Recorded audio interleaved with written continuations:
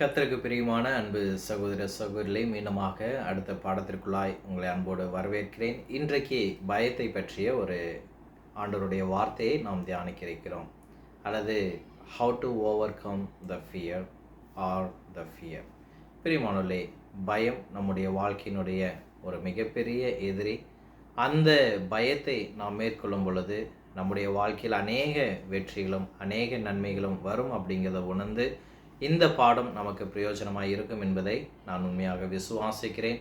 ஆகவே பயத்தை பற்றி நாம் படிக்கும் பொழுது ஒவ்வொரு நாட்டிலேயும் ஒவ்வொரு நாடும் அந்த நாட்டினுடைய இராணுவத்திற்கு அந்த இராணுவ வீரர்களுக்கு அநேக காரியங்கள் திட்டங்கள் கொண்டு வருவாங்க. எதற்காக அப்படின்னா, அவர்களுடைய பயத்தை போக்குவதற்காக அநேக பணங்களை, கோடிக்கணக்கான பணங்களை என்ன செய்கிறார்கள், செலவழிக்கிறார்கள். இதில் சமீபத்தில் ஒரு கட்டுரையில் வாசிக்கும் பொழுது அமெரிக்காவில் இருக்கக்கூடிய யுஎஸ்எஸ் ட்ரேயர் அப்படிங்கிற ஒரு பயிற்சி கப்பல் அங்கே இருக்குது இராணுவ வீரர்களுக்கு. அது ஒரு உண்மையான போர் கப்பல் அல்ல, ஆனால் அதற்கு உள்ள அவங்க உருவாக்கப்பட்டதெல்லாம் ஒரு உண்மையான போர் சூழலை அவங்க என்ன செஞ்சுருப்பாங்க, உருவாக்கியிருப்பாங்க. அதில் கிட்டத்தட்ட 8000 கேலன் தண்ணீர் கொள்ளளவு கொள்ளக்கூடிய ஒரு மிகப்பெரிய தொட்டியில் அந்த பயிற்சி கப்பல் என்ன செய்யப்பட்டிருக்குதுங்க, அமைக்கப்பட்டிருக்கிறது. அப்போது இந்த ஒரு பயிற்சி கப்பலை அநேகர் என்ன என்று அழைப்பார்கள் அப்படின்னா, அது மிகவும் துரதிர்ஷ்டமான ஒரு கப்பல் அப்படின்னு அழைப்பார்கள். ஏன் என்று சொல்லி பார்க்கும் பொழுது, ஒரு நாளைக்கு அவர்கள் தினம் 12 மணி நேரம் அதில் அவர்கள் பயிற்சிகள் கொடுக்கப்படும். இந்த போர்க்கப்பலில் ஒரு மிகவும் போரில் உண்மையாக நிலவக்கூடிய ஒரு சூழலினுடைய தாக்கம் அந்த போருக்குள்ளாக அவளுக்கு என்ன செய்யுங்க, அது இருக்கும். ஆகவே அதில் பயிற்சி பெறக்கூடிய வீரர்களுக்கு மிக மன அழுத்தத்தையும் பயத்தையும் ஏற்படுத்தக்கூடிய ஒரு வகையில் அது வடிவமைக்கப்பட்டிருக்கிறது. ஆகவே தான் இந்த கட்டுரை எழுதினவர் குறிப்பிடும் பொழுது இவ்வாறு சொல்லப்பட்டிருக்கிறார். இவை அனைத்தும் உண்மையான கடற்படை போராட்டம் போலவே அது தோன்றும், ஆனால் அது உண்மையான போர் அல்ல. அப்படி இருந்தாலும் ஒரு விஷயம் மட்டும் அந்த கப்பலில் உண்மை. அது என்ன அப்படின்னா, எதிரி. அந்த எதிரி என்ன அப்படின்னா பயம். பிரியமானவர்களே, பயம் அப்படிங்கிறது நம்முடைய வாழ்க்கையில் என்னங்க, அது உண்மையானது. இதுக்காக ஆயிரக்கணக்கான கோடிக்கணக்கான பணத்தை ஒவ்வொரு இராணுவம் ஒவ்வொரு நாடும் தங்களுடைய இராணுவங்களுக்காக செலவு செய்து தங்களுடைய வீரர்களை என்ன செய்கிறாங்க, ஆயத்தப்படுத்துகிறார்கள். அப்போ ஒரு வீரனுக்கு பயம் இருக்கக்கூடாது. ஏன் என்று சொல்லி பார்க்கும் பொழுது, ஒரு வீரர் பயத்திற்கு பணிந்து விட்டால் அவர்கள் எதிரியினிடம் என்ன செய்வார்கள், ஓடிவிடுவார்கள். ஒரு வீரர் பயத்துக்கு பயந்து விட்டால் போரில் அவர்கள் தோல்வி அடைவார்கள். ஒரு வீரர் பயத்திற்கு பயந்து விட்டால் அவர்கள் தங்களுடைய பொறுப்பை விட்டு விலகி விடுவார்கள். ஒரு வீரனுக்கு பயம் வந்து விட்டால் அங்கு அந்த தேசத்தினுடைய மக்கள் என்ன செய்வார்கள், மரித்து போவார்கள். ஆகவே பயம் என்பது ஒரு படை வீரனுடைய ஒரு மிகப்பெரிய எதிரி. இன்றைக்கு படை வீரனுக்கு மாத்திரமல்ல, விசுவாச வாழ்க்கையில் வாழ்கிற ஒவ்வொரு ஆவிக்குரிய கிறிஸ்தவர்களுக்கும் பயம் என்பதுதான் ஒரு மிகப்பெரிய ஆயுதமாக இருக்கிறது, ஒரு மிகப்பெரிய ஒரு எதிரியாக இருக்கிறது. பிரியமானவர்களே, கர்த்தருடைய படையில் பயந்தவர்களுக்கு என்ன இல்லைங்க, இடம் இல்லை அப்படிங்கிறத பார்க்குறோம். நம்முடைய இந்திய இராணுவத்திலையும் அமெரிக்க இராணுவத்தில் மாத்திரமல்ல, தேவனுடைய படையிலும் கூட பயந்தவர்களுக்கு என்ன இல்லைங்க, இடம் இல்லை அப்படிங்கிறது தான் ஒரு நிதர்சனமான ஒரு உண்மை. இதை நம்ம எங்கே பார்க்குறோம் அப்படின்னா, நியாயாதிபதிகள் புஸ்தகம் 7ஆம் அதிகாரம் 3வது வசனத்தில் கிதியோனுடைய படையை ஆயத்தம் படுத்தும் பொழுது தேவன் இவ்வாறு ஒரு வார்த்தையை அங்கு குறிப்பிடுகிறார். பயந்தும் அஞ்சியும் இருப்பவன் இப்பொழுதே என்ன செய்யட்டும், திரும்பி போகட்டும். அவை பிரியமானவர்களே, இந்த பாடத்தில் நம்ம பயத்தை பற்றி நம்ம ஆராயக்கூடியலாம் இருக்கிறோம். பயத்தை நாம் எப்படி வெல்லக்கூடியலாம் இருக்கிறோம். பயம் ஒரு மனிதனை எவ்வாறு செயலிழக்க செய்கிறது, பயம் எப்படிப்பட்ட ஒரு பலவீனங்களை எல்லாம் நம்முடைய வாழ்க்கையில் கொண்டு வரக்கூடியது அப்படிங்கிறது இந்த பாடத்தில் நாம் கற்றுக்கொள்ளக்கூடியலாம் இருக்கிறோம். அதாவது பயத்தை பற்றி சில ஆய்வுகளை செஞ்சுருக்கிறாங்க. அந்த ஆய்வில் மனிதர்கள் எதற்கெதற்கெல்லாம் பயப்படுகிறார்கள் அப்படிங்கிற ஒரு லிஸ்ட்டை அவங்க எடுத்திருக்கிறாங்க. அதில் கிட்டத்தட்ட 322க்கு அதிகமான மேற்பட்ட தனித்துவமான ஒரு பயங்களை அவங்க கண்டறிந்திருக்கிறாங்க. பாபியாஸ் அப்படின்னு சொல்கிற ஒரு கூற்றில் அவங்க இந்த ஆய்வை அவங்க எடுத்திருக்கிறாங்க. இதில் 9வது இடத்துல இருக்கக்கூடியது என்ன அப்படின்னு சொல்லி பார்க்கும் பொழுது ப்ரோன்டோபியா, அதாவது சில ஜனங்கள் வந்து இடி, மின்னல், புயல் போன்ற ஒரு காரியங்களுக்கு இயற்கையான சூழலுக்கு பயப்படக்கூடிய ஒரு பயம் நம்ம பார்க்குறோம். 5வது இடத்துல இருக்கக்கூடியது என்ன என்று சொல்லி பார்க்கும் பொழுது கிளாஸ்ட்ரோபோபியா, அதாவது குறுகிய அல்லது மூடிய இடங்களில் இருப்பதற்கான ஒரு பயம். திடீர்னு இருட்டாயிருச்சுன்னா பயமா இருக்கும். ஒரு அடைஞ்ச இடத்துல இருந்ததுன்னா பயமா இருக்கும். அந்த மாதிரி இருக்கக்கூடிய ஒரு பயம். முதலாவது இடத்துல இருக்கக்கூடிய ஒரு பயம் என்ன என்று சொல்லி பார்க்கும் பொழுது ஆர்கோனோபியா.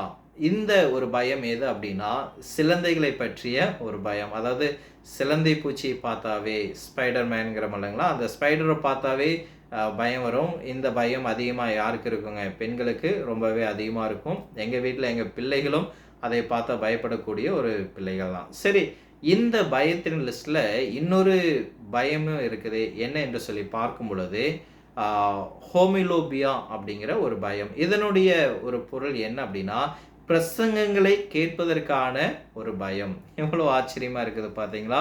பயத்தோட லிஸ்ட்டில் இன்னைக்கு ஜனங்களுக்கு ஒரு இருக்கக்கூடிய ஒரு பயம் என்னென்று சொல்லி பார்க்கும் பொழுது பிரசங்களை கேட்பதற்கூட பயப்படக்கூடிய ஜனங்கள் இருக்கிறார்கள். சரி, இன்றைக்கு நாம் வேதம் பேசக்கூடிய பயத்தை பற்றி நாம் ஆராயக்கூடியலாம் இருக்கிறோம். சிலந்தையை பற்றிய பயமோ அல்லது இருட்டை பார்த்தா இருக்கக்கூடிய பயமோ இடி மின்னலை பார்த்தா வரக்கூடிய பயமோ அப்படிங்கிற உலக பிரகாரமான பயம் அல்ல, வேதம் பேசக்கூடிய பயம். அதை தான் நாம் இன்றைக்கு ஆராய்ந்து பார்க்கக்கூடியலாம் இருக்கிறோம். வெளிப்படுத்தின விசேஷம் 21ஆம் அதிகாரம் 8வது வசனத்தில் கர்த்தர் கூறுகிறார், பயந்தவர்களும், அதாவது யாரெல்லாம் நரகத்துக்கு போவாங்க அப்படின்னு நிறைய லிஸ்ட்ல வரும். அதுல ஒரு லிஸ்ட் யார் அப்படின்னா பயந்தவர்களும் அக்னியும் கந்தவும் எரிகிற கடலிலே அவர்கள் என்ன செய்வார்கள்? அவர்கள் பங்கடைவார்கள். ஆகவே 2ஆம் மரணத்துல யாருக்கு ஒரு பங்கு இருக்குது அப்படின்னா பயப்படலுக்கு அது இருக்குது அப்படிங்கிறத பார்க்கிறோம். இன்றைக்கு சபையினுடைய ஒரு மிகப்பெரிய பிரச்சனையும் என்ன அப்படின்னா அது பயம். இன்னைக்கு யாராவது அப்படியெல்லாம் இல்லையே, சபையில பயம் அப்படிங்கிறது இல்லையே அப்படின்னு சொல்லலாம். பிரியமானவர்களே, அறியாமைதான் இன்றைக்கு சபையில மிகப்பெரிய ஒரு பயமாக பிரச்சனையாக இருக்கிறது. அலட்சியம்தான் பிரச்சனையா இருக்குது. உலக பிரகாரமான வாழ்க்கை தான் பிரச்சனையா இருக்குது அப்படின்னு நிறைய பேர் சொல்லலாம். இதுதான் சபைக்கு ஒரு மிகப்பெரிய சவால். பிரியமானவர்களே, அதை பற்றி நம்ம வாதிட வேண்டியதில்லை. ஆனா ஒரு விஷயம் நாம் ஏற்றுக்கொள்ள வேண்டியது என்ன அப்படின்னு சொல்லி பார்க்கும் பொழுது பயம் ஒரு சபைக்கும் அது மிகப்பெரிய பிரச்சனை அப்படிங்கிறத நாம் ஏற்றுக்கொள்ள வேண்டும். வெளிப்படுத்தின விசேஷத்தில் அதை தான் நம்ம பார்த்தோம். 21வது வசனத்தில் பயப்படலுக்கு அங்கே என்ன இல்லைங்க, இடம் இல்லை அப்படிங்கிறத பார்க்குறோம். அப்போது இந்த வெளிப்படுத்தின 21ஆம் அதிகாரத்தில் அறியாமை உள்ளவர்கள் அங்கே எரிகிற அக்னி கடலில் பங்கடைவார்னு தொடங்கலை. அலட்சியமாக இருக்கிறவங்க எரிகிற அக்னி கடலில் பங்கடைவார்கள் அப்படின்னு துவங்கலை. ஆனால் பயந்தவர்கள் அப்படின்னு என்ன செய்துங்க, அது தூங்கக்கூடியதாக இருக்கிறது. ஆகவே நம்முடைய வாழ்க்கையில் பயம் நம்மை மிகப்பெரிய ஆபத்தில், ஏன் 2ஆம் மரணமாகிய நரகத்தில் கூட நம்மை கொண்டு போய் சேர்க்கும் அப்படிங்கிறத பார்க்குறோம். அப்போது பயம் என்பது நம்முடைய வாழ்க்கையில் ஏற்படுத்தக்கூடிய விளைவுகள் என்ன அப்படிங்கிறத நம்ம புரிந்து கொள்ள வேண்டும். இன்றைக்கு பயத்தினால் அநேக ஜனங்கள் சுவிசேஷத்தை மற்றொரு இடத்துல என்ன செய்வதில்லைங்க, பிரசங்கிப்பதில்லை.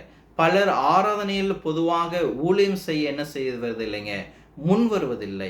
ஒரு சகோதரன் தனக்கு விரோதமாக பாவம் செய்தால் இன்னொரு சகோதரனை போய் அணுகுவதற்கு அவனுக்கு என்ன இருக்குதுங்க, பயம் இருக்கிறது. இன்னும் சில சபையில மூப்பர்கள் பொய்யான போதகங்களை கண்டிப்பதில் அவளுக்கு பயம் இருக்கிறது. பிரசங்கிகள் சர்ச்சைக்குரிய உண்மைகளை பிரசங்கிக்க அவர்கள் பயந்து தயங்கக்கூடிய ஊழியர்களை நம்ம பார்க்கிறோம்.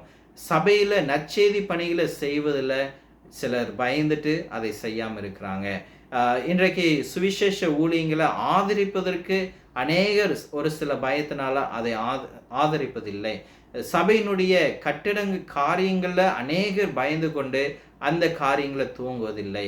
தேவனுடைய வேலையில தேவனுடைய பணத்தை பயன்படுத்துவதற்கு அநேகர் பயந்து அதை பயன்படுத்தாமலேயே அப்படி என்ன செய்யறாங்க, அதை வைத்திருக்கிறார்கள். பிரியமானவர்களே, ஒரு மனிதன் பயப்படும் பொழுது அநேக கர்த்தருடைய காரியங்கள் பாதிக்கப்படுகிறது. சபையினுடைய காரியங்கள் அநேகம் அங்கு பாதிக்கப்படுகிறது. நமக்கெல்லாம் ஒரு மிகப்பெரிய உதாரணம் யார் அப்படின்னா அந்த ஒரு தாளந்தை பெற்றுக்கொண்ட மனிதன். தாளந்துகள் ஊமையில் நம்ம பார்க்குறோமில்லங்களா, அந்த ஒரு தாளந்தை பெற்றுக்கொண்ட ஒரு மனிதன் அவன் என்ன செய்தான் அப்படின்னு சொல்லி பார்க்கும் பொழுது, தான் ஏன் அந்த ஒரு தாளந்தை புதைத்து வைத்தேன் சொல்லும் பொழுது அவன் சொன்னான், ஏனென்றால் நான் எஜமானுக்கு பயந்து. பிரியமானவர்களே, பயம் அவனுடைய தாளந்தை மாத்திரம் புதைக்க வைக்கவில்லை. இன்றைக்கு நம்முடைய அநேக தாளந்துகளையும் பயம் ஒன்றுதான் அது புதைத்து வைத்து அது செயல்பட விடாமல் நம்மை தடுத்து கொண்டு இருக்கிறது அப்படிங்கிறத நாம் உணர வேண்டும். சரி, இந்த பாடத்தை நம்ம துவங்குவதற்கு முன்பதாக பயம் என்றால் என்ன, what is the definition of fear அப்படின்னு சொல்லி பார்க்கும் பொழுது தெர் ஆர் 2 டெஃபினேஷன். அதில் முதல் வகை என்ன அப்படின்னு சொல்லி பார்க்கும் பொழுது உடனடியாக வரவிருக்கும் ஆபத்தை குறித்ததான ஒரு பயம், அல்லது தீமையான வேதனை குறித்ததான ஒரு பயம். இது ஒரு மன அழுத்தத்தினால ஏற்படக்கூடியதாக இருக்கலாம். சில நேரங்களில் இது உண்மையாக இருக்கலாம், அல்லது ஒரு கற்பனையாக இருக்கலாம்.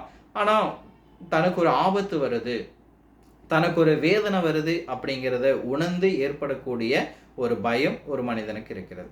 இரண்டாவது வகையான ஒரு பயம் என்ன அப்படின்னு சொல்லி பார்க்கும் பொழுது தேவனை பற்றிய பயபக்தி, மரியாதை அல்லது ஆழ்ந்த வியப்பு. அதாவது நமது தேவனை பற்றி நம்முடைய வாழ்க்கையில் இருக்கக்கூடிய ஒரு திகில், ஒரு அச்சம், தேவனுடைய மகிமையை ஏற்படுத்தி பார்த்து ஏற்படக்கூடிய ஒரு பயபக்தி. அப்போ பயத்தில் 2 வகை இருக்குது. ஒன்று இந்த உலக பிரகாரமான வரக்கூடிய சில பயங்கள், இரண்டாவது கர்த்தர் நிமித்தமாக, கர்த்தருடைய மகிமை நிமித்தமாக நமக்கு ஏற்படக்கூடிய ஒரு பயபக்தியை நம்ம பார்க்குறோம். இன்றைக்கு பிரசங்கி 12:13 சொல்லும் பொழுது தேவனுக்கு பயந்து அவருடைய கற்பனைகளுக்கு கைக்கொள், இதுவே மனிதன் மீது விழுந்த கடமையாக இருக்கிறது. அப்போ தேவனுக்கு பயப்பட வேண்டும், தேவனை பற்றிய பயம் அப்படிங்கிறத நாம் இங்கே பார்க்கிறோம். இன்றைக்கு அநேக ஜனங்கள் இதை மறுக்கக்கூடியவர்களாக இருக்கிறார்கள். நாம் தேவனுக்கு பயப்பட வேண்டாம், கடவுள் அன்பானவர், கடவுள் நம்மை நேசிக்கிறவர், நீங்கள் கடவுளிடத்தில் தைரியமாக போகலாம், கடவுளை பார்த்து நீங்கள் பயப்பட தேவையில்லை, நம்முடைய தேவன் அப்படிப்பட்டவர் அல்ல. பிரியமானவர்களே, இது ஒரு தவறான கூற்று அப்படிங்கிறத நாம் புரிந்து கொள்ள வேண்டும். சில சூழலில் மனிதன் தேவனுக்கு பயப்பட வேண்டியது அவசியமாக இருக்கிறது. மத்தேயு 10:28 சரீரத்தை கொள்ளைகளுக்கு பயப்படாதிருங்கள், ஆத்துமாவை கொல்ல முடியாதவர்கள் அவர்கள், ஆனால் ஆத்துமாவையும் சரீரத்தையும் நரகத்தில் அழிக்க வல்லவருக்கு நீங்க என்ன செய்யுங்க, நீங்க பயப்படுங்கள். ஆகவே கர்த்தருக்கு பயப்படுங்கள் என்று வேதவசனம் நமக்கு அநேக இடங்கள்ல அது கொடுக்கப்படுகிறது. அப்போ இந்த பயப்படுதல் அப்படின்னா வெறும் மரியாதையோடு ஒரு ரெவரன்ஸ் அப்படிங்கிறது மாத்திரமல்ல, நம்மை நரகத்துல தண்டிக்கத்தக்க ஒருவருக்கு நாம் என்ன செய்யணுங்க, அஞ்சி பயப்பட வேண்டியது நம்முடைய வாழ்க்கையில் அவசியமாக இருக்கிறது. ஆகவே இந்த பயம் நம்மை சரியான வாழ்க்கை வாழ தூண்டக்கூடிய ஒரு பயம் என்பதனால அந்த கர்த்தருக்கு பயப்படக்கூடிய பயம் நம்முடைய வாழ்க்கையில் இருக்க வேண்டியது அவசியமாக இருக்கிறது. பிலிப்பியர் 2:12 நமக்கு சொல்லும் பொழுது கூட, போதிக்கும் பொழுது, பயத்தோடும் நடுக்கத்தோடும் உங்கள் ரட்சிப்பை நீங்கள் என்ன செய்யுங்கள், நிறைவேற்றுங்கள். ஆகவே இத்தகைய நடுக்கமும் அச்சமும் சரியானதாக நம்முடைய வாழ்க்கையில் இருக்கிறது. நம்மை நீதியினுடைய பாதையில் வாழ நம்மை தூண்டக்கூடியதாக இருக்கிறது இந்த தேவனுக்கேற்ற ஒரு பயம். அவை பயத்தினுடைய அழிவை உண்டாக்கும் தன்மை. பயம் நம்மை பல வழிகளில் நம்மை அழிக்கிறது. அதை தான் நம்ம இப்போ ஒரு சில காரியங்களாக நாம் பார்க்க இருக்கிறோம். பயம் நம்ம எந்தெந்த வகையில் நம்மை அழிக்கக்கூடியதாக இருக்கிறது. அதில் முதல் வகை the destructive nature of a fearல முதல் வகை என்ன அப்படின்னு சொல்லி பார்க்கும் பொழுது, பயம் என்பது தேவன் மீது நம்பிக்கையின்மையை அது வெளிப்படுத்தக்கூடியதாக இருக்கிறது. உதாரணத்திற்கு என்னாகும் புஸ்தகம் 13 மற்றும் 14 இஸ்ரவேல் ஜனங்கள் கானான் தேசத்தை வேவு பார்ப்பதற்கு அவர்கள் 12 பேர் என்ன செய்தார்கள், அவர்கள் அனுப்பினார்கள். அப்போ அந்த 12 பேரும் சென்று திரும்பி வரும் பொழுது அங்கு 2 பேர் என்ன செய்கிறாங்க, அதை குறித்ததான ஒரு சாட்சியை சொல்கிறாங்க. அதை என்ன அப்படின்னா, அது பாலும் தேனும் ஓடுகிற தேசம், திராட்சரசம், மாதுளை, அத்திப்பழம், அந்த தேசம் நல்லது, அது கனிகளால் நிறைந்த ஒரு தேசம். இன்னும் சிம்பிளாக சொன்னால் பாலும் தேனும் ஓடுகிற தேசம். இது அந்த 12 பேருடைய ஒரு நற்சாட்சி. அதில் 2 பேர் யோசுவா காலேப் என்ன சொல்கிறாங்க அப்படின்னா, இப்பொழுதே நாம் போய் அந்த தேசத்தை என்ன செய்து கொள்வோம், சுதந்திரித்துக் கொள்வோம். ஏன் அவர்கள் அதை சொன்னார்கள்? அதற்கான காரணம் என்னாகும் 14:9 சொல்லும் அவங்க சொல்கிறாங்க, கர்த்தர் நம்மோடு இருக்கிறார், அவர்களுக்கு நாம் என்ன செய்யாதிருப்போம், பயப்படாதிருப்போம். அப்போது இந்த 2 பேருடைய ஒரு விஷயம், கர்த்தர் நம்மோடு இருக்கிறார், நாம் பயப்பட தேவையில்லை, நாம் இப்போவே போய் அந்த பட்டணத்தை நாம் என்ன செய்வோம், நம்ம கைப்பற்றுவோம். ஆனால் அந்த 10 மற்ற வேவுகாரர்கள் அவங்க என்ன சொன்னாங்க அப்படின்னா, ஓ, அந்த ஜனங்கள் நம்மை விட வலிமையானவர்கள், அவர்கள் எல்லாரும் ராட்சசர்கள், அவங்களுடைய பார்வைக்கு முன்னாடி நம்ம வெட்டுக்கிளிகளைப் போல இருக்கிறோம், அவங்களுடைய மதில்கள் எல்லாம் உயரமா இருக்குது, அவங்க நம்மை கொன்று போடுவார்கள் அப்படின்னு அவங்க என்ன செய்தார்கள்? அவர்கள் பயந்தார்கள். ஆனால் யோசுவா காலைப்போ அவர்கள் பயப்படவில்லை. உபாகமம் 1 மோசே இதை நினைவுபடுத்தி அவர் சொல்லும் பொழுது சொல்லுகிறார், தேவன் உங்களுக்காக போராடுவார், பயப்படாதீர்கள் என்று நான் சொன்னேன் அப்படின்னு சொல்றார். ஆனாலும் என்ன நடந்தது தெரியுங்களா? உபாகமம் 1:32 அவர் இவ்வாறு கூறுகிறார், இவை எல்லாவற்றுக்கும் பிறகு நீங்கள் உங்கள் தேவனாகிய கர்த்தரை என்ன செய்யவில்லை? நம்பவில்லை.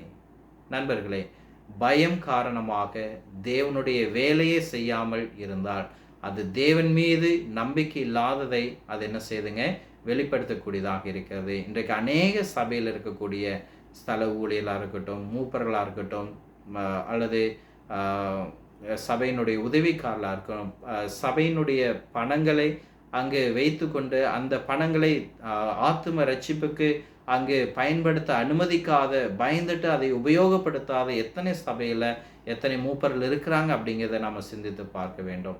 அவங்களுடைய பயம், ஒருவேளை சபையில் ஏதாவது கட்டிட தேவைகள் வருமா, மின்சார தேவைகள் வருமா, சபையில் யாராச்சும் உடம்பு செல்லாமல் போயிருமா, அவங்களுக்கு உதவி செய்யறதுக்கு நம்ம பணம் வேணுமே. பிரியமானவர்களே, இன்னைக்கு அநேகர் பயத்தினால ஆண்டவருடைய காரியத்தை, ஆண்டவருடைய வேலையை செய்யாமல் இருக்கிறார்கள். அப்போது பயம் ஆண்டவருடைய வேலை என்ன செய்யுதுங்க? அது தடுக்கக்கூடியதாக இருக்கிறது. விசுவாச குறைச்சலை அது ஏற்படுத்தக்கூடியதாக இருக்கிறது. இரண்டாவதாக, இட் பர்வென்ட் த growth. பயம் என்பது ஒருவருடைய வளர்ச்சியை அல்லது சபையினுடைய வளர்ச்சியை அது தடுக்கக்கூடியதாக இருக்கிறது அப்படிங்கிறத பார்க்குறோம். இது ஒரு தனிநபருடைய வாழ்க்கையிலும் உண்மைதான், ஒரு முழு சபையினுடைய வளர்ச்சியிலும் இது உண்மைதான். அப்போ இன்றைக்கு அநேக தனிப்பட்ட வாழ்க்கையில் பயத்தின் காரணமாக அவர்கள் ஆவிக்குரிய வளர்ச்சி அவங்க என்ன செய்யறது இல்லைங்க? அவங்க வளர்றதே இல்லை. அவர்கள் வேத வகுப்புகளை நடத்துவதற்கு அவங்க என்ன செய்யறதில்லை? முன் வருவதில்லை. அவங்க ஒரு லீடர்ஷிப் போஸ்டிங் எடுக்கணும், ஒரு லீடர்ஷிப்பாக உருவாகணும் அப்படிங்கிற ஒரு ஒரு காரியங்களுக்கு அவங்க முன் வருவதில்லை. ஆத்தும ஆதாய பணிகளில் ஈடுபடுவதற்கு அவர்கள் முன் வருவதில்லை. ஏன் அப்படின்னா, நான் ஏதாச்சும் தப்பாக சொல்லிடணும், யாராச்சும் என்னை பார்த்து கேள்வி கேட்டுருவாங்களோ அப்படிங்கிற ஒரு பயத்தில் அவங்க பிரசங்கம் பண்ணுறதில்ல, வேத வசனத்தை வாசிக்கிறதில்ல, சபையினுடைய காரியங்கள் எதுலேயும் அவங்க என்ன செய்கிறது இல்லைங்க? ஈடுபடுவதில்லை. 1 பேதுரு 3:15 சொல்லும் பொழுது, உங்கள் இருதயங்களில் கர்த்தராகிய தேவனை பரிசுத்தப்படுத்துங்கள், உங்களிடத்தில் இருக்கிற நம்பிக்கை குறித்து விசாரிக்கிற ஒவ்வொருவருக்கும் சாந்தத்தோடும் பயபக்தியோடும் பதில் சொல்ல எப்பொழுதும் என்ன செய்யுங்கள்? ஆயத்தமாயிருங்கள். அப்போ இந்த வசனத்தினுடைய முதல் பகுதி நமக்கு தெளிவாக விளக்குது, உங்கள் இருதயங்களில் கர்த்தராகிய தேவனை நீங்கள் என்ன செய்யுங்க? பரிசுத்தப்படுத்துங்க. அப்போது நம்முடைய வாழ்க்கையில் சபை சார்ந்த ஒரு பொறுப்பிலிருந்து நம்ம பின்வாங்கி போவோம் அப்படின்னு சொல்லி பார்க்கும் பொழுது, நம்மை பேதுரு இவ்வாறு குறிப்பிடுகிறார், உங்களை தீங்கு செய்ய விரும்புகள் இருக்கலாம், நீதிக்காக துன்பப்பட வேண்டிய சூழல் உங்களுக்கு வரலாம், ஆனாலும் நீங்கள் என்ன செய்யாதிருங்கள்? பயப்படாதிருங்கள், நீங்கள் கலங்காதிருங்கள், உங்கள் இருதயங்களில் தேவனை என்ன செய்யுங்கள்? பரிசுத்தப்படுத்துங்கள். ஆகவே நம்முடைய வாழ்க்கையில் நம்ம கர்த்தரை நம்ம செய்ய வேண்டிய காரியங்களில் நம்ம செய்து நம்ம வளர்ச்சி அடையணும் அப்படிங்கிறத நம்ம பார்க்குறோம். அடுத்தது மூன்றாவதாக, it is a selfish fear cause a selfish. பயம் சுயநலமை அதை என்ன செய்யுங்க? உருவாக்கும். பயம் எப்படி சுயநலத்தை உருவாக்கும் அப்படின்னு நீங்கள் கேட்கலாம். பிரியமானவர்களே, இன்றைக்கு அநேகர் தங்கள் வசதியான எல்லையை தாண்டி அவர்கள் செல்ல விரும்புவதில்லை. தங்களை வளர்த்து கொள்ள எந்த ஒரு முயற்சியும் அவர்கள் எடுப்பதில்லை. காரணம் என்னன்னா, அவங்களுக்கு ஒரு பயம். நான் என் பாட்டுக்கு காலையில் எந்திரிக்கிறேன், சர்ச்சுக்கு போகிறேன், நான் வரேன், நான் ஒரு சேஃப் ஜோனில் இருக்கிறேன், இதை விட்டு நான் என்ன செய்யதில்லை, நான் போக விரும்பலை அப்படிங்கிற ஒரு சுயநலத்தோடு ஒரு ஸ்டெப்பை எடுத்து வைக்கிறதுக்கு அவங்க என்ன செய்கிறதில்லைங்க? முன் வருவதில்லை. சிறந்த தலைவர்களை நம்ம பார்க்கும் பொழுது, சிறந்த தலைவர்களாக பிறப்பவர்கள் மிக சிலர் அப்படிங்கிறத நம்ம புரிந்து கொள்ள வேண்டும். பெரும்பாலான சிறந்த தலைவர்கள் படிப்படியாக தான் என்ன செய்கிறார்கள்? வளர்கிறார்கள். அவர்கள் தங்களை தயார்படுத்துகிறார்கள், அவர்கள் தங்களை பயிற்சி செய்கிறார்கள், அவர்கள் ஒவ்வொருவரும் அனுபவத்தின் மூலமாகவே என்ன செய்கிறார்கள்? முன்னேறுகிறார். ஆகவே நாம் நம்முடைய வாழ்க்கையில் அந்த சேஃப் ஜோனை விட்டு வந்து தப்பு செய்யணும், முயற்சி செய்யணும், நம்ம படிப்படியாக கொஞ்சம் கொஞ்சமாக என்ன செய்யணுங்க? நம்ம வளர நம்ம ஆசைப்பட வேண்டும். மோசேயை நம்முடைய வாழ்க்கையில் ஒரு சிறந்த உதாரணமாக எடுத்துக்கொள்ளலாம். யாத்திராகமம் புஸ்தகம் 3ஆம் அதிகாரம் 11வது வசனத்தில் இஸ்ரவேல் ஜனங்களை மீட்கும்படி தேவன் அழைக்கும் பொழுது, நான் யார், நான் போய் இதை செய்ய வேண்டுமா என்று கேட்பார். யாத்திராகமம் 4:1 அவர்கள் என்னை நம்ப மாட்டார்கள் அப்படின்னு ஒரு வார்த்தையை அவர் முன்வைப்பார். யாத்திராகமம் 4:10 நான் நன்றாக பேசக்கூடிய நல்ல, நான் திக்குவாயும் மந்தனாவும் உள்ளவன் என்று அவர் சொல்லுவார். யாத்திராகமம் 4:14 கர்த்தருடைய கோபம் மோசேயின் மேலே என்ன செய்ததுங்க, அது மூண்டது அப்படின்னு பார்க்குறோம். பிறகு தேவன் ஆரோனை அவருக்கு துணையாக என்ன செய்தார், கூறினார். பிரியமானவர்களே, நான் உனக்கு கூறியதை நீ போய் என்ன செய் அப்படின்னு தேவன் சொன்னார். பிரியமானவர்களே, நாம் ஆராதிக்கிற நம்முடைய தேவன் ஒருபோதும் காரணங்களை சேகரிப்பதில் ஆர்வமுள்ள தேவன் அல்ல. நம்ம நிறைய எக்ஸ்கியூஸ் சொல்லலாம், நிறைய காரணங்கள் சொல்லலாம், but God is not going to listen any of those excuses. அடுத்தது 4வதாக, it bring on the things that we fear. அதாவது பயம் என்பது நாம் பயப்படுகிற காரியத்தையே அது நிகழ செய்யக்கூடியதாக இருக்கிறது. இது எனக்கு ரொம்ப பிடித்தமான ஒரு விஷயம். அதாவது சில நேரங்களில் சில விஷயங்கள் நடக்காது, ஆனால் அதுக்கு பயந்தே நாம் அந்த விஷயத்தை என்ன செய்வோங்க, நம்ம நடக்க வச்சிருவோம். உதாரணத்துக்கு பேதுரு அழகாக என்ன செஞ்சாருங்க, அவர் கடலில் நடந்தார். ஆனால் கடலில் விழுந்துருவோமோ அப்படிங்கிற ஒரு பயம் அவர் என்ன செஞ்சதுங்க, அதில் விழ வச்சிருச்சு. இன்றைக்கி கால்பந்து வீரர்களாக இருக்கட்டும், ஏன் கிரிக்கெட்டில் கூட பார்க்கும் பொழுது நம்ம விளையாடும் போது கேட்ச் பிடிக்க போவோம். கேட்ச் பிடிக்கும்போது ஒருவேளை விட்டுருவோமோ அப்படிங்கிற பயமே அந்த கேட்ச் நம்ம பிடிக்க முடியாமல் நம்ம என்ன செஞ்சிருங்க, செய்துவிடும். சில நேரங்களில் நோயை பற்றி அதிகமான பயம். இன்றைக்கெல்லாம் பார்த்திங்கன்னா ஹார்ட் அட்டாக் இருக்குது, ஸ்ட்ரோக் இருக்குது, கேன்சர் டிசீஸ் இருக்குது. ஆகவே நம்முடைய பாடியில் ஏதாச்சும் ஒரு சிம்டம்ஸ் டிஃப்ரெண்ட்டாக இருக்கும் பொழுது நமக்கு நோயை பற்றிய ஒரு பயம் அதிகமாக வந்து அந்த பயமே இன்னொரு நோயை நமக்கு என்ன செஞ்சதுங்க, அது கொண்டு வரக்கூடியதாக இருக்கிறது. பிரியமானவர்களே, இந்த பயத்தை பற்றி ஒருவர் சென்சஸ் எடுக்கும்போது மனிதர் கவலைப்படக்கூடிய விஷயங்கள் என்னென்ன அப்படின்னு சொல்லி பார்க்கும் பொழுது 40% ஆஃப் பீப்புள் எப்போவுமே நடக்காத விஷயங்களுக்காக என்ன செய்கிறாங்களாமா, கவலைப்பட்டுட்டு இருக்கிறாங்க. 30% மக்கள் கடந்த காலத்தை பற்றி மாற்ற முடியாத விஷயங்களுக்காக கவலைப்பட்டு கொண்டிருக்கிறார்கள். 12% மக்கள் உடல்நலத்தை குறித்து தேவையற்ற கவலையை அவர்கள் வைத்திருக்கிறார்கள். 10% அற்பமான சில விஷயங்கள், சின்ன சின்ன காரியங்களுக்காக அதை வாங்கணும், இதை வாங்கணும், அதை செய்யணும், இதை செய்யணும் அப்படின்னு 10% மக்கள் என்ன செய்கிறாங்களாமா, இதற்காக கவலைப்படுகிறார்கள். அப்போ இதெல்லாம் லிஸ்ட் அவுட் பண்ணி பார்க்கும்போது உண்மையாக மனிதனுடைய கவலை எத்தனை % அப்படின்னா ஒரு 8% மாத்திரமே ஒரு மனிதன் கவலைப்படக்கூடிய ஒரு நியாயமான காரியங்கள் எத்தனை தானுங்க, ஒரு 8% தான். ஆகவே அநேக நேரங்களில் கவலையும் பயமும் ஒரு பொருளை தான் அது உண்டாகி இருக்கிறது அப்படிங்கிறத நம்ம பார்க்குறோம். சரி, 5வதாக it allows sin to spread in the church. இந்த பயம் அப்படிங்கிறது சபையில் பாவங்களை அது வழிவகுக்கக்கூடியதாக இருக்கிறது. ஏனென்று சொல்லி பார்க்கும் பொழுது சில நேரங்களில் சபையினுடைய தலைவர்கள் சபையினுடைய ஒழுக்க காரியங்களை நடைமுறைப்படுத்துவதில் அவர்கள் தவறும் பொழுது, அதை நடைமுறைப்படுத்த அவர்கள் பயப்படும் பொழுது அங்கே என்ன வரக்கூடியதாக இருக்குதுங்க, பாவம் அதிகரிக்கக்கூடியதாக இருக்கிறது. ஒருவேளை நாம் இதை சொன்னால் சண்டை வந்துடுமோ, ஒருவேளை நாம் இதை சொன்னால் காணிக்கை குறைஞ்சி விடுமோ, ஒருவேளை நாம் இதை சொன்னால் சபைக்கு வரக்கூடிய விசுவாசிகள் வேறு பக்கம் போயிடுவாங்களோ, சபைக்கு வராமல் போயிடுவாங்களோ அப்படிங்கிற இந்த பயத்தினால சபையினுடைய ஒழுக்க காரியங்களில் ஊழியர்கள் என்ன செய்யறதில்லைங்க, அதிக பங்கை வகிப்பதில்லை. இதன் விளைவாக பாவம் பரவக்கூடியதாக இருக்குது. இதனால தான் 1 கொரிந்தியர் 5:6 சொல்லும் பொழுது கொஞ்சம் புளித்தமா பிசைந்தமா முழுவதையும் என்ன ஆக்கி விடுமாமாங்க, புளிப்பாக்கிவிடும். இன்றைக்கு மூப்போர் பொறுப்பில் இருக்கக்கூடிய அநேகர் கூட ஒரு பொய் போதலை தடுப்பதற்கு அவர்கள் என்ன செய்கிறார்கள், பயப்படுகிறார்கள்.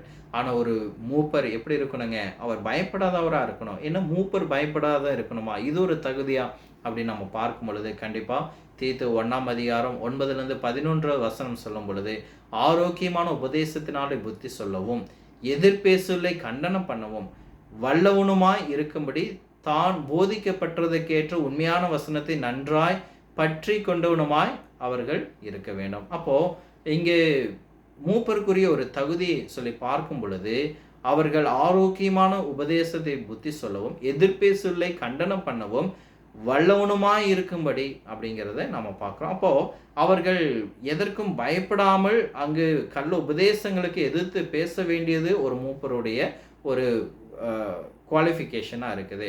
ஆகவே சத்திய வசனத்தை அவர்கள் உறுதியாக பற்றி கொண்டிருக்க வேண்டும். சத்திய உபதேசத்தால் போதிக்கப்பட வேண்டும்.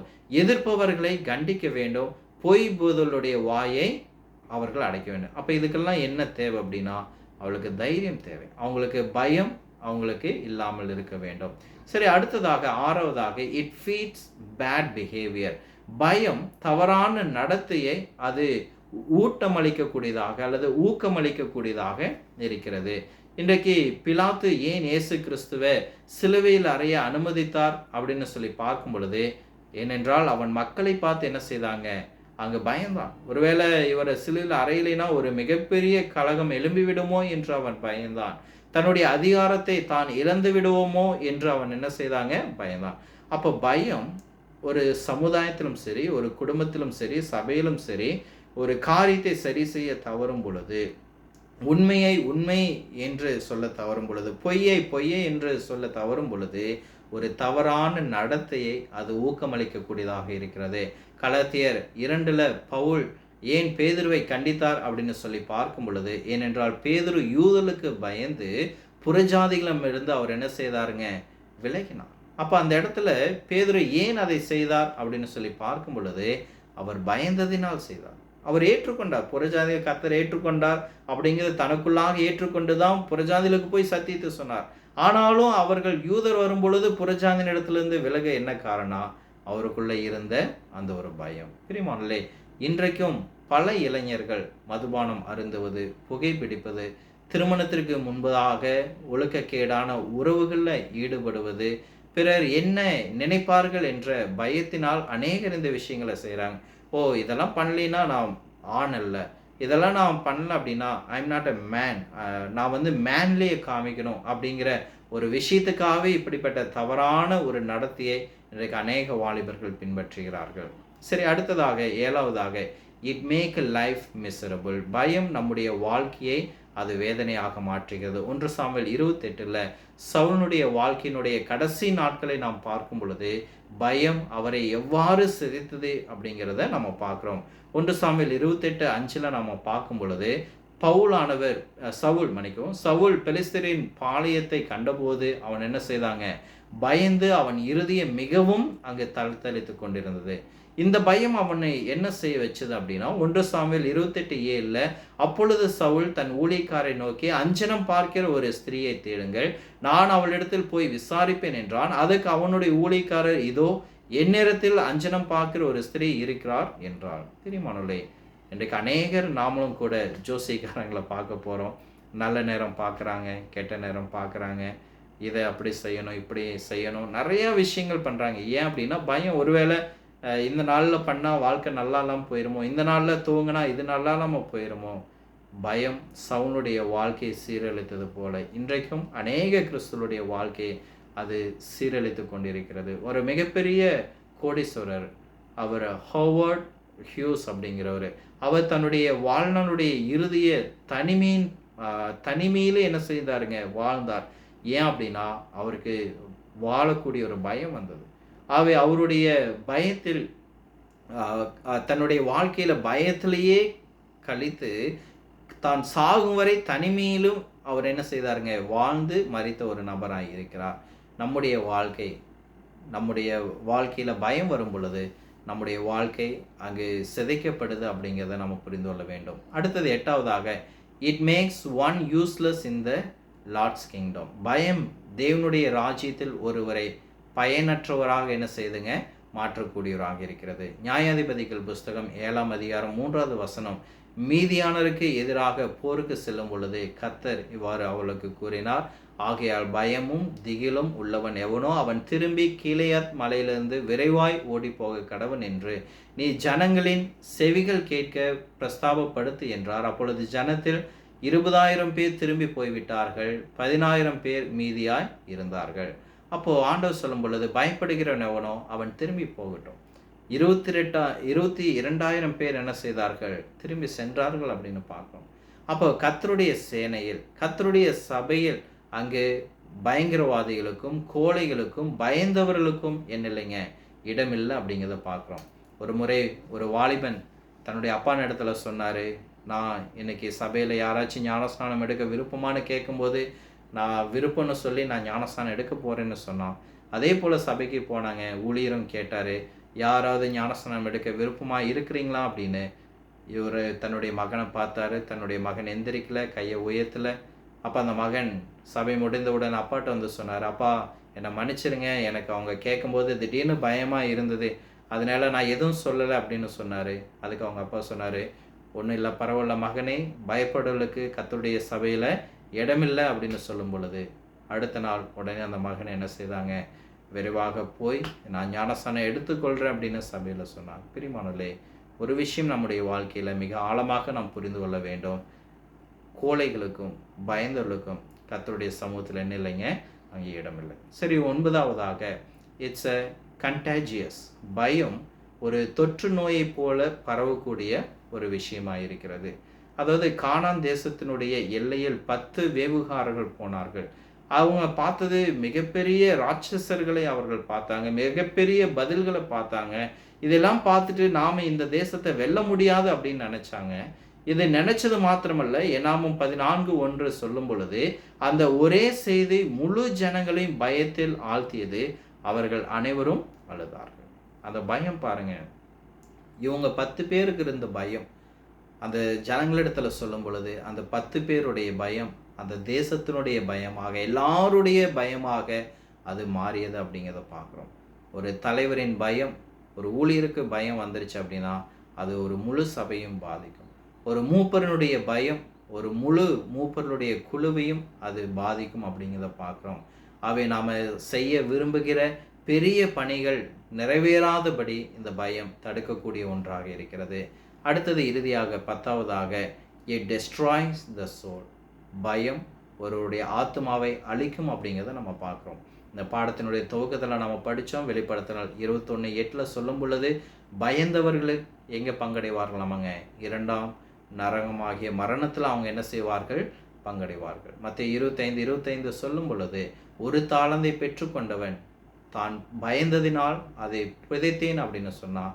அவன் என்ன செய்யப்பட்டாங்க, மத்தேயு 25:30 சொல்லும் பொழுது அவன் புறம்பான இருளிலே தள்ளப்பட்டான், அங்கே அழுகையும் பற்கடிப்பும் உண்டு அப்படிங்கிறத பார்க்குறோம். அப்போ பிரியமானவர்களே, பயம் நம்முடைய வாழ்க்கையில் என்னென்ன கொண்டு வரும், பயத்தினால் ஏற்படக்கூடிய விளைவுகள் என்னென்ன அப்படிங்கிறத பார்த்தோம். இதெல்லாம் பார்த்துட்டு இன்னொரு விஷயத்தை நம்ம பார்க்காம இந்த செய்தியை முடிக்கக்கூடாது. அதாவது பயத்தை எப்படி வெல்வது, த டிஸ்மிஷியல் ஆஃப் த ஃபியர். பயத்தை எப்படி நாம் வெல்வது, பயத்தின் வரையறத்தை பார்த்தோன்னா பயத்தை எப்படி வெல்ல வேண்டும் அப்படிங்கிறத பார்க்குறதுக்கு நாம் நம்முடைய நேரங்களை இப்பொழுது செலவு செய்ய ஆயத்தமாக இருப்போம். பயத்தை எப்படி வெல்வது அப்படிங்கிறதுக்கு ஒரு மிகப்பெரிய ஒரு சவாலான ஒரு வேதவசன பகுதி எது அப்படின்னா 1 சாமுவேல் 17ஆம் அதிகாரத்திலிருந்து நாம் கற்றுக்கொள்ளக்கூடியலாம் இருக்கிறோம். இதில் என்ன ஒரு காரியம் அப்படின்னு சொல்லி பார்க்கும் பொழுது, சார்ந்தது குணத்தை பற்றி நீங்கள் தெரிஞ்சுக்கணுமா, நம்ம மோசையினுடைய வாழ்க்கையை பார்க்கணும். பொறுமையை பற்றி நம்ம தெரிந்து கொள்ளமா, யோபினுடைய வாழ்க்கையை நம்ம பார்க்கணும்.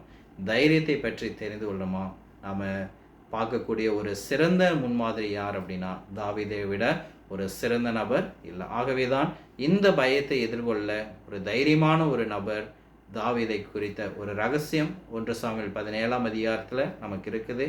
அந்த 17ஆம் அதிகாரத்தில் இஸ்ரவேல் ஜனங்கள் அந்த பெலிஸ்தீர்களை கண்டு அவர்கள் பாளையத்தில் என்ன செய்தார்கள், அவர்கள் பயந்து ஒரு பள்ளத்தாக்கில் ஒரு புறம் அவர்கள் மற்றொரு புறம் பெலிஸ்தீர் என்று இருபுறமும் என்ன செய்தார்கள், அவர் நின்று கொண்டிருந்தார்கள். பெலிஸ்தீர் இடத்துல கோலியாத் என்று சொல்லக்கூடிய ஒரு மிகப்பெரிய ஒரு அரக்கன் இருப்பான். அவன் 9 அடி அங்குலம் என்று வேதம் சொல்லுகிறது. அவனுடைய கவசம் மட்டும் சுமார் 125 பவுன் எடை கொண்டது அப்படிங்கிறத பார்க்குறோம். அவனிடத்துல அவனுடைய உயரங்களுக்கு ஈட்டி இருந்தது, வேல் இருந்தது, கேடயம் இருந்தது, அவனிடத்துல போருக்குண்டான எல்லாமே இருந்தது. அப்போ அவன் இஸ்ரவேல் ஜனங்களிடத்துல வந்து 2 முறை அவன் சொன்னான், இன்று இஸ்ரவேலின் படைகளை நான் சவால் செய்கிறேன், என்னுடைய போரிட ஒரு மனிதனை நீங்கள் என்ன செய்யுங்க, அனுப்புங்கள் என்று அவன் என்ன செய்தான், சவால் விட்டான் அப்படின்னு பார்க்குறோம். அந்த சவால் வேதத்தில் நாம் பார்க்கும் பொழுது டெஃபே அப்படின்னு பார்க்குறோம். அதாவது அவன் இஸ்ரவேலை பார்த்து இகழ்ந்தான், அவமதித்தான், அவன் கேலி செய்தான். அப்போ இஸ்ரவேல் ஜனங்கள் எல்லாருமே இந்த அவமானத்தை சகித்து கொண்டு அவனை எதிர்கொள்ள பயந்து கொண்டு அங்கே என்ன செய்தார்கள்? அங்கே நின்று கொண்டிருந்தார்கள். 1 சாமுவேல் 17:11 சொல்லும் பொழுது அவர்கள் மிகவும் கலகி பயந்தார்கள். இது எத்தனை நாள் போயிட்டு இருந்தது அப்படின்னு நீங்கள் பார்த்தீங்க அப்படின்னா, இது இப்படியே ஒரு 40 நாள் தொடர்ந்து அங்கு நடந்து கொண்டிருக்கிறது. ஒவ்வொரு நாளும் 2 முறை. அப்போ பாருங்க, எத்தனை முறை அவன் வந்து பேசியிருப்பான்? 40 நாள் 2 முறை அப்படின்னா 80 முறை அந்த கோலியாத் வந்து இஸ்ரவேல் ஜனங்களிட சவால் விட்டு அவர்களை பார்த்து ஏளனம் செய்து கேலி செய்து, ஒரு ஆம்பளை, ஒரு ஆண், ஒரு போர் வீரன் எங்கிட்ட வந்து நீங்கள் சண்டை போடுங்க என்று சொல்லி கொண்டிருந்தார். இந்த 40 நாளும் இவர்கள் பயந்தவர்களாக இருந்தார்கள். 1 சாமுவேல் 9:2 சொல்லும் பொழுது 2ல் பார்க்குறோம், அவனுக்கு சவுல் என்னும் பேருள்ள சௌந்தரியமுள்ள வாலிபன் ஆகிய ஒரு குமாரன் இருந்தான். இஸ்ரவேல் புத்திரில் அவனை பார்க்கும் சௌந்தரியவான் இல்லை. எல்லா ஜனங்களும் அவன் தோளுக்கு கீழா இருக்க உயரமுள்ளலாம் இருந்தார்கள். அதாவது இஸ்ரவேல் ராஜாவுடைய சவுல் கூட அன்னைக்கு இருந்தவங்கெல்லாம் யார்தாங்க? சவுலனுடைய தோளுக்குள் இருந்தாங்க. அந்த அளவுக்கு உயரமான சவுலும் கூட என்ன செய்தா இருந்தாங்க? அவர் பயந்திருந்தார். அவர் இந்த கோலியாத்தை பார்த்து அவர் பயந்து கொண்டிருந்தார்.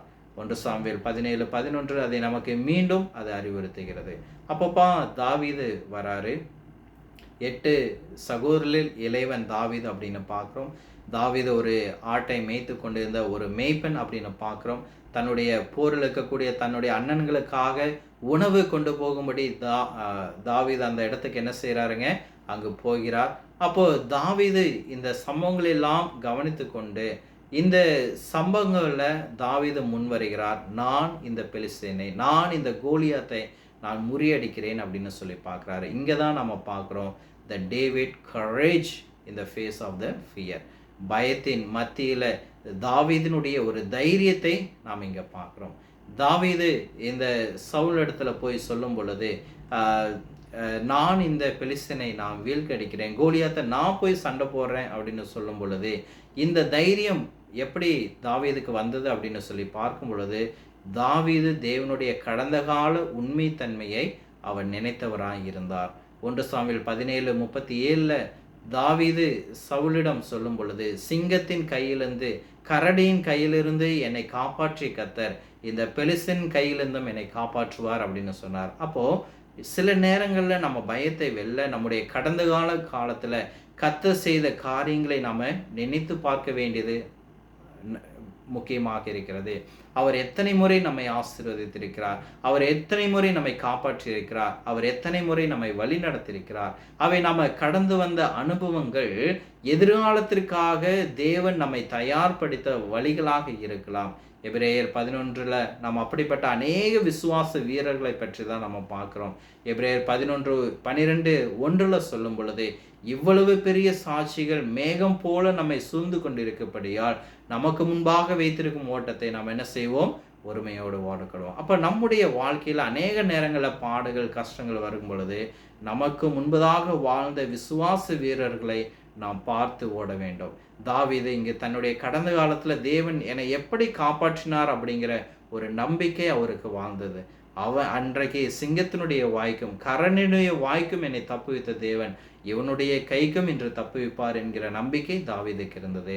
சரி, இரண்டாவதாக மற்றவர்களின் அழுத்தத்திற்கு தாவீது இடம் கொடுக்கவில்லை. அவருடைய தைரியத்தினுடைய இரண்டாவது காரியம் 1 சாமுவேல் 17:25 நாம் பார்க்கும் பொழுது, அந்நேரத்தில் இஸ்ரவேலர்கள் வந்து நிற்கிற அந்த மனுஷனை கண்டீர்களா? இஸ்ரவேலை நிந்திக்க வந்து நிற்கிறான்.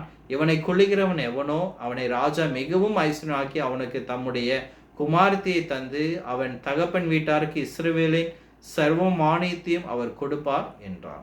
அப்போ இங்கே பாருங்க, 1 சாமுவேல் 17:26 வசனம் சொல்லுகிறது, இந்த மனிதன் யார்? உயிருள்ள தேவனுடைய சேனைகளை அவன் ஏன் இழக்கிறான் அப்படின்னு தாவீது வந்த உடனே அவர் கேட்கிறார். அப்போ அந்த இடத்துல இருந்த தாவீதுடைய அண்ணன்கள், அதுல விசேஷமா எலியா மிகவும் கோபம் அடைந்து தாவீதை பார்த்து சொல்றாரு, நீ இங்க என்ன செய்யற? ஆடுகளை யாரு பார்த்து கொள்வார்கள்? உன்னுடைய பெருமையும் உன் பொல்லாத மனமும் எனக்கு தெரியும், நீ வீட்டுக்கு போ அப்படின்னு தாவீதுடைய சொந்த அண்ணன் என்ன செய்யறாருங்க அங்கு சொல்றாரு. அப்போ பாருங்க, தன்னுடைய சொந்த சகோதரனிடத்துல ஒரு மிகப்பெரிய ஒரு அவமானத்தை அவர் பெற்றுக்கொள்றார். கோலியாத்தை போய் கொள்றதுக்கு முன்னாடி தன்னுடைய சொந்த சகோதரனிடத்துல இவர் சண்டை போட்டு ஜெயிக்க வேண்டியதான் இருந்தது. பிரியமானவர்களே, பல நேரங்களில் கர்த்தருடைய ஊழியத்தில் ஈடுபட விரும்பல, இப்படிப்பட்ட வார்த்தைகளை கொண்டு தான் அநேக ஜனங்கள் என்ன செய்வாங்க, பின்தள்ளுவாங்க. ஓ, பிரசங்கம் பண்ணுறக்கு நாங்கள் இருக்கிறோம், ஊழியம் பண்ணுறக்கு நாங்கள் இருக்கிறோம், நீ போ, உனக்கு இதை உண்டான வேலை இல்லை, நீ உன்னுடைய வேலையை பார் என்று நம்மை புறம்பே தள்ளுகிறவர்கள் இருப்பார்கள். இதில் மிகவும் மோசமான ஒரு விஷயம் என்ன அப்படின்னா, நம்முடைய குடும்பத்தில் இருக்கிற ஒருத்தரே நம்ம என்ன செய்வாங்க, உற்சாகப்படுத்த மாட்டாங்க. நம்மை சார்ந்த ஒருவரே தான் நம்ம என்ன செய்வாங்க, பலவீனப்படுத்துவாங்க. தாவீதுடைய சகோதரன் செய்தது போல இன்னைக்கு அநேக நேரங்களில் மூப்பர்கள் சபையில் சில முக்கியமான தீர்மானங்களை எடுப்பாங்க. அதெல்லாம் பேசிட்டு அவங்க வீட்டுக்கு போயிட்டு அவங்க மனைவியோட டிஸ்கஸ் பண்ணும்போது, அவங்களுடைய மனைவிகள், ஊழியருடைய மனைவியாக இருக்கட்டும், மூப்பருடைய மனைவியாக இருக்கட்டும், இதை பண்ணாங்கதிங்க அப்படின்னு ஏதாவது ஒரு காரணங்கள் சொன்னாங்கன்னா, அடுத்த நாள் அவங்க அந்த காரியத்தை செய்ய என்ன செய்வாங்க, தவறக்கூடியவர்களாக இருக்கிறார்கள். பிரியமானவர்களே, தாவீது கோலியாத்தை எதிர்த்து நின்ற அவனுடைய ஒரு மிகப்பெரிய தைரியத்தை நம்ம பார்க்கிறோம். அவை பல நேரங்களில் நாம் நம்முடைய வாழ்க்கையில் நம்ம கூட இருக்கிறவங்க, நம்முடைய குடும்பத்தில் இருக்கிறவங்களே நாம் என்ன செய்யணுங்க, நாம் எதிர்கொண்டு வரணும். சவுல் ராஜாவும் தாவீதை பார்த்து சொன்னார், நீ இன்னும் சிறியவன் என்று அவனை என்ன செய்தாருங்க, தடுத்தார். ஆனால் சவுலை எதிர்த்து வந்தார், தன்னுடைய சொந்த சகோதரனை எதிர்த்து.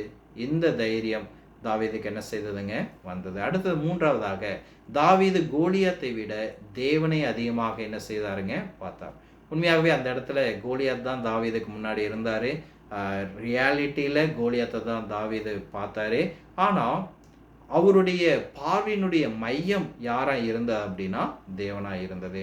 அங்கிருந்து அநேகர் கோலியாத்தை மிகவும் பெரியவனாக பார்த்தார்கள். அவன்தான் ஒன்றும் செய்ய முடியாத, அவன் மிகப்பெரிய பலசாலி, அவன் மிகப்பெரிய சக்திமான் அப்படின்னு அவனை மிக உயர்வாக பார்த்தார்கள்.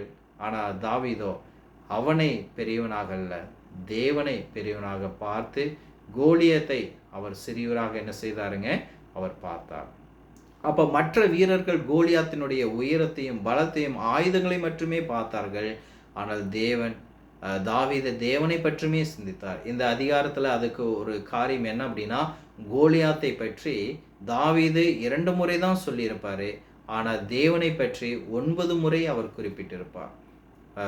அந்த அதிகாரத்தில் வசனம் 26, 36, 46 நீங்கள் பார்த்தீங்க அப்படின்னா, உயிருள்ள தேவனுடைய சேனைகளின் கர்த்தர் உன்னை என் கையில் ஒப்பு கொடுப்பார், இஸ்ரவேலின் தேவன் இருக்கிறார் என்பதை உலகம் அறியும் அப்படின்னு கர்த்தரை பற்றி அவர் 9 காரியங்களை சொல்லியிருப்பார்.